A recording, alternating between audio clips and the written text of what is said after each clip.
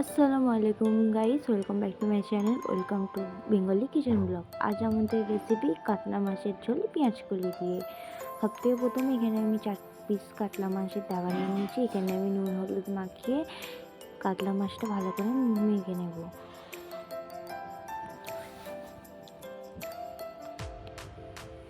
মাছটা মাখানো হয়ে গেলে এখানে আমি কড়াইতে সর্ষের তেল দিয়ে মাছগুলো আগে ফ্রাই করে নেব।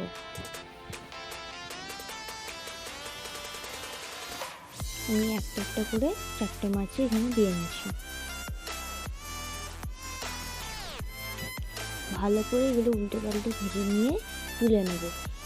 এখানে আমি সবজির মধ্যে নিয়েছি ধনে পাতা কুচি, টমেটো কুচি, পেঁয়াজ কুচি, পেঁয়াজ বাটা, আদা রসুনের পেস্ট। আর এখানে আমার আছে পেঁয়াজ কলি এবং আলু কুচি কুচি করে ভালো করে কেটে নিয়েছি। এখানে আমি মাছের তেলেতে আলুগুলো দিয়ে ফ্রাই করে নেব।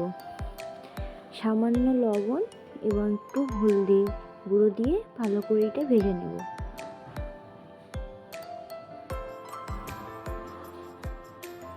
আলুগুলো ভাজা হয়ে গেলে আমি এখানে তুলে নেব। এখানে আমি কালো জিরে দিয়ে দেব। এখানে আমি দিয়ে দেবো পেঁয়াজ কুচি, দিয়ে ভালো করে আগে ভেজে নেব। এখানে আমি তারপর অ্যাড করতেছি আদা রসুনের পেস্ট।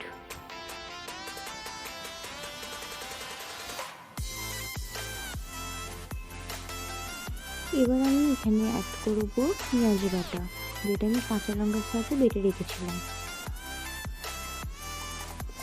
ভালো করে নিয়ে এগুলো ভেজে নেব। ভাজা এখানে আমি কিছু গুঁড়ো মশলা অ্যাড করছি। হলুদ গুঁড়ো, লঙ্কার গুঁড়ো, গোলমরিচ গুঁড়ো, জিরে গুঁড়ো। ভালো করে মশলাটা আমি এখানে কষিয়ে নেব। কষানো হয়ে গেলে আমি এখানে সামান্য জল দিয়ে আবার ভালো করে কষিয়ে নেব।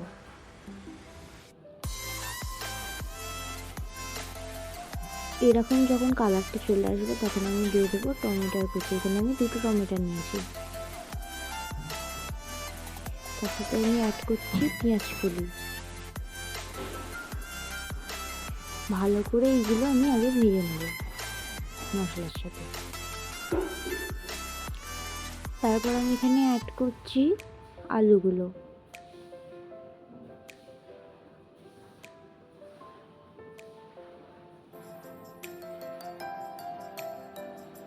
এখানে আমি অ্যাড করছি সামান্য একটু জল।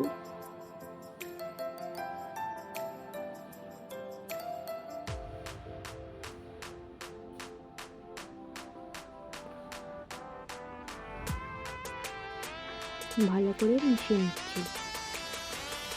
এখানে আমি কষানোর পরে আমি এখানে পরিমাণ মতন জল দিয়ে নেব।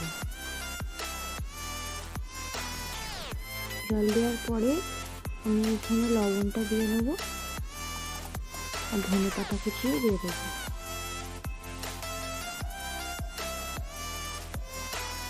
এটা ফুটে আসলে আমি এখানে দিয়ে দেবো যে মাছগুলো আমি ভেজে রেখেছিলাম সেইগুলো আমি দিয়ে দেবো।